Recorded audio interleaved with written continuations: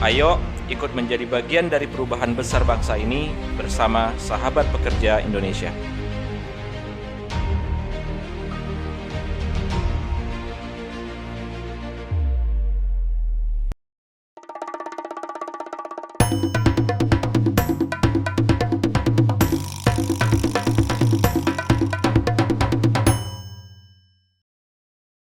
Sahabat pekerja, kita tahu tadi bahwasanya ada sebuah zona nyaman yang Bu Erika lalui, di mana seleri, fasilitas itu meninabobokan. Tetapi ada satu di mana beliau merasa uang oke banyak, cukup lah ya. Tetapi keluarga, khususnya anak, itu nggak ada yang handle. Yang handle yang bisa digaji dia, tetapi kasih sayang itu tidak bisa.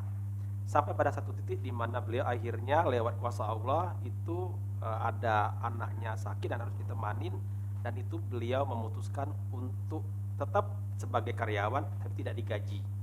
Dan setelah itu akhirnya dia merasa nyaman dengan posisi menjadi ibu rumah tangga, yang akhirnya memutuskan mungkin sudah saatnya untuk pindah haluan dari karyawan menjadi seorang entrepreneur seperti yang dulu beliau pernah cita-citakan. Kita kembali ke Bu Erika. Bu, ini kan proses yang tidak gampang, Bu ya. Dari orang yang punya ibarat fasilitas, kenyamanan, seleri, teman-teman, tiba-tiba harus mikirin besok makan apa ya. Itu gimana, Bu? Gimana ya, itu berat memang ya. Itu memang waktu memutuskan itu udah harus siap susah. Siap susah. Okay. Siap susah dan harus senang. Okay. Gimana ya? Susah tapi harus senang. Harus happy maksudnya, tuh harus terima ya, gitu ya. Jadi saat saya memutuskan untuk cuti unpaid ya, untuk ngurus anak itu sebenarnya uji coba. Saya nggak pakai makan gajian, saya hidup nggak sih gitu loh. Itu ya. Tambah lagi emang harus berjuang juga karena emang biasa kerja terus nggak kerja gimana ya. Biasa megang duit ya. Tiba-tiba biasa megang duit, biasa HP udah pulsa tinggal jalan. Pokoknya hidup gaya juga lumayan ya, ada proud lah ya. Terus tiba-tiba harus di rumah harus ngurusin anak, tapi saya harus happy. Kenapa? Itu kebahagiaan yang memang saya dambakan karena waktu itu pasalnya waktu anak saya itu sakit kena flek itu kan saya bawa ke dokter. Ini cerita lucu nih. Nah saya bawa asisten yang rumah yang biasa ngomong dia. Ternyata anak saya itu si kecil itu umurnya usianya masih 8 bulan setengah ya. Yang dia rangkul mbaknya. Bukan ibunya. Bukan ibunya.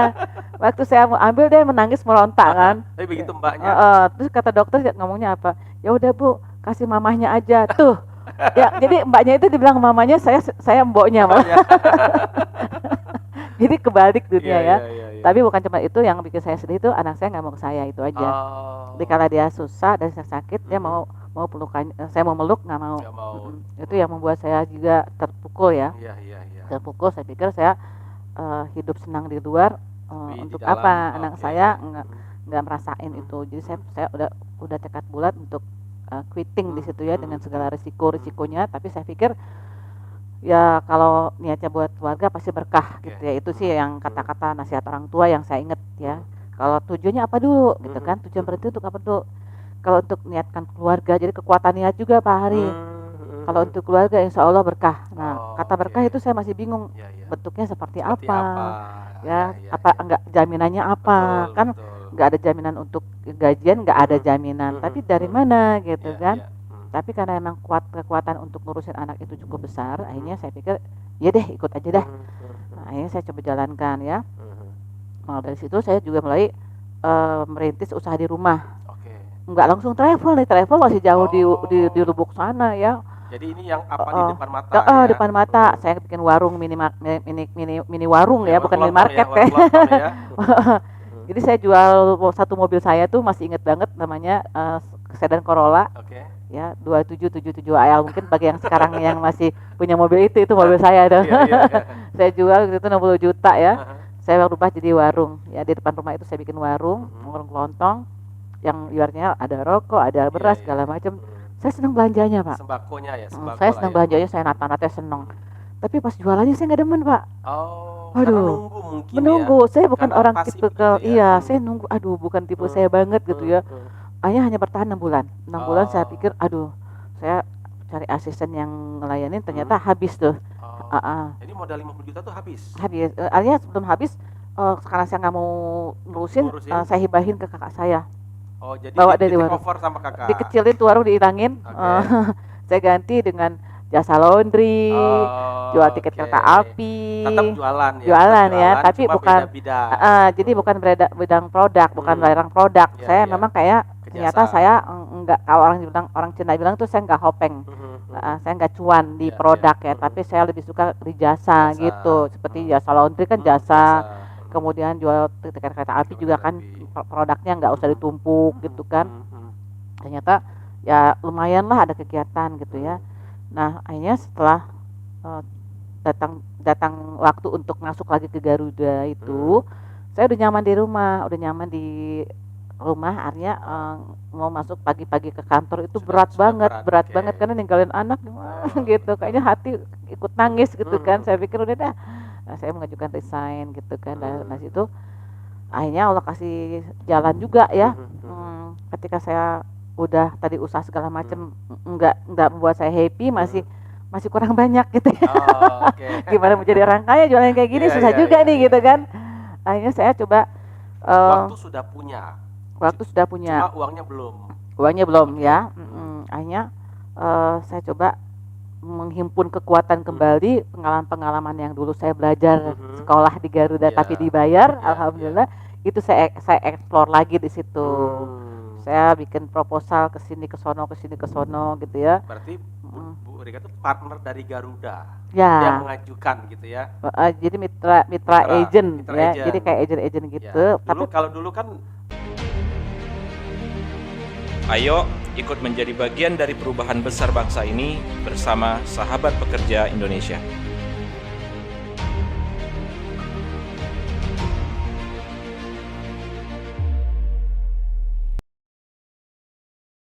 mengelola para agent. Sekarang menjadi agent. Jadi ilmunya sudah ada toh, ya kan. Jadi buat saya tuh ya udah A to Z udah hafal, udah hatam deh. Seperti itu. Jadi mulailah saya masuk ke beberapa BUMN ya atau pemerintah yang untuk menjadi mitra perjalanan. Dan alhamdulillah saya cuma punya komitmen, jujur sama melayani dengan sepenuh hati. Jadi jangan sampai orang itu kecewa gara-gara pelayanan saya. Jadi saya lebih kepada servisnya saya maintain ya. Mungkin ada orang yang habis jual tiket kayak di warteg selesai. Kalau saya maintain gitu loh Pak itu. Kalau momentum pertama kali closing itu gimana Bu? Perjalanannya panjang juga Pak. Jadi kan pasti kan gini, ketika sudah 2 tahun sempat ibaratnya hilang dari dunia Garuda, tiba-tiba kan pasti dunia berubah. Iya kan? betul. Itu gimana untuk meyakinkan bahwa saya itu masih dipercaya oleh Garuda sampai bisa closing? Enggak cuma Garuda sih Pak. Kalau udah agent itu gado-gado. Gado-gado, oke. Jadi ada Garuda, ada Emirates, ada Etihad, ada segala macam. Jadi itu justru ilmunya tambah banyak. Kalau Garuda atau satu airline itu hanya tiket saja dan jadwal terbang. Tapi kalau agent itu harus bisa booking hotel, harus bisa bikin visa, harus bisa bikin jadwal perjalanan, tambah lagi ilmunya dan belajar. Jadi multi produk udah kayak gado-gado, airline-nya juga banyak ya. Nggak cuma satu airline, tetapi semuanya. Dan saya sudah punya komitmen saya nggak mau jualan domestik, gitu aja. Jadi naik level lah ya. Saya nggak mau megang domestik, biarkan saja domestik dipegang sama agent yang lain. Tapi saya mau pegang internasional yang memang butuh konsep. Nah, saya suka bikin konsep itu aja. Jadi bukan jual tiket nih. Ya, di travel saya itu saya membuat itu tidak jual tiket, tapi tiket hanya bagian dari supporting perjalanan. Tapi lebih kepada bagaimana dia sukses meeting luar negeri. Jadi jual ide sebenarnya. Ya. Saya bilang itu, saya kalau jual produk saya nggak hopeng. Tapi kalau jual ide saya suka tantangan gitu loh. Tantangan supaya bagaimana event itu sukses. Nah itu tuh saya suka tuh. Nah itu yang closing pertama itu kapan tuh posisi? Nah waktu itu saya closing pertama itu saya bawa pameran ke Dubai. Ke Dubai. Saat itu saya ditantang ya, bisa nggak kira-kira bawa grup ke Dubai sekian orang. Wah itu yang namanya Dubai saya belum pernah ke sana. Tahun berapa tuh Bu? Tahun 2003. 2003. Agak susah internet, belum Ya, lancar ya. kalau di LA belum ada internet, Pak. Jadi internetnya saya nongkrong di Margonda. Kebayang ya, di LA itu kan kota ya, Mm-mm. Jakarta. Itu aja tidak ada.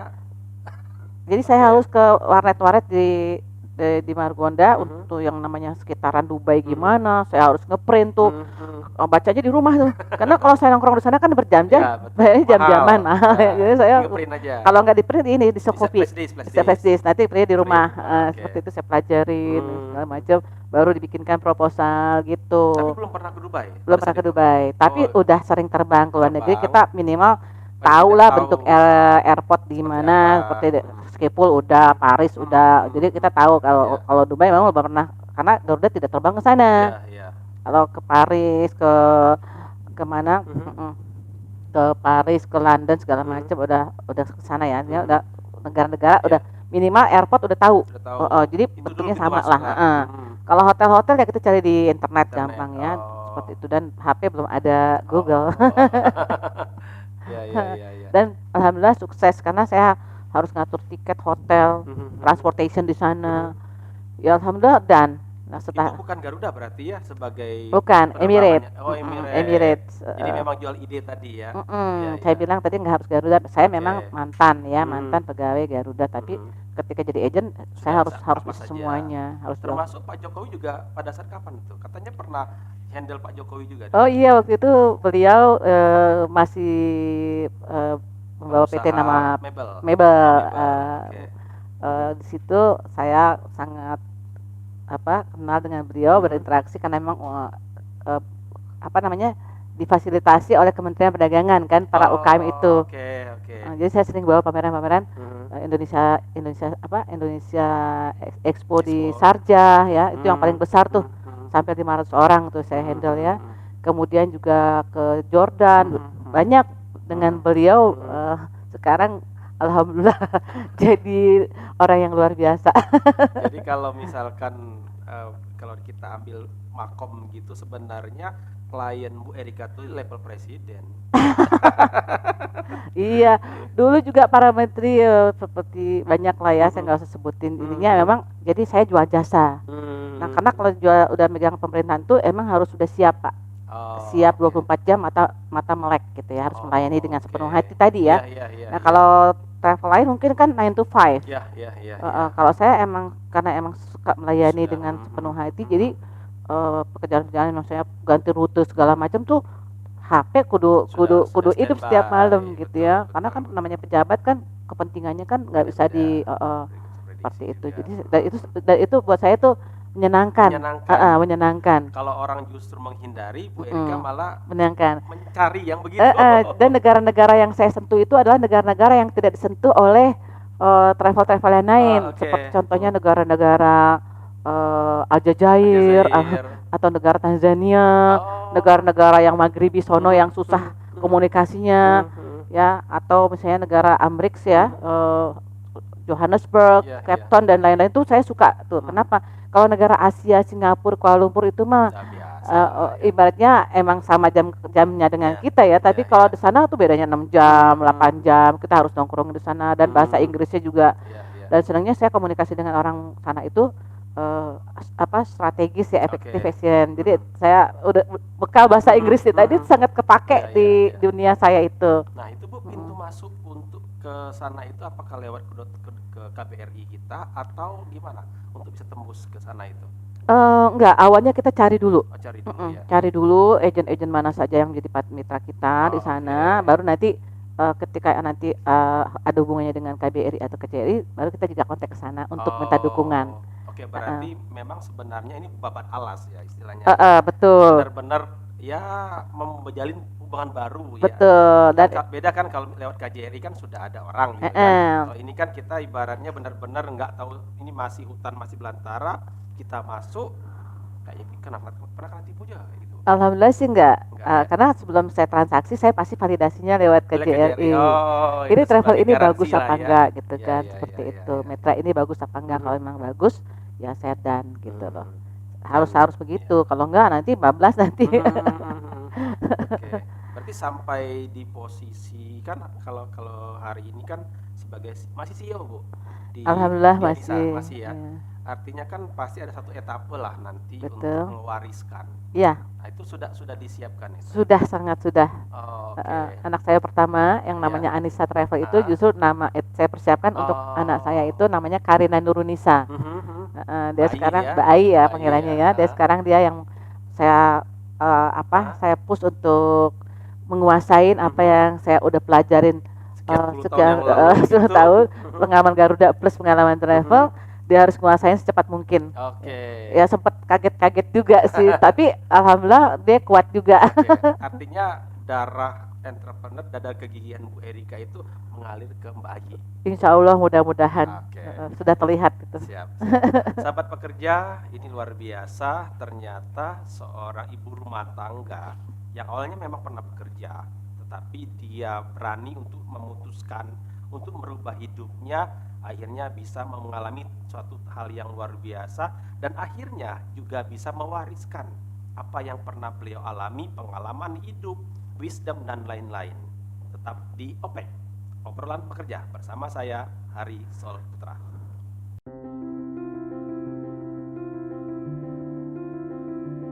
Berawal dari sebuah keprihatinan demi sebuah harapan untuk sekedar hidup layak dari para pekerja, kami belajar untuk memberdayakan diri kami sendiri.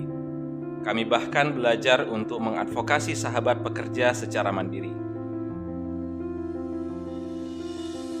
Kami telah memulai kolaborasi proyek teknologi informasi, lokakarya sahabat pekerja, dan expert sharing dengan menghadirkan pekerja profesional di bidangnya. Ayo ikut menjadi bagian dari perubahan besar bangsa ini bersama Sahabat Pekerja Indonesia.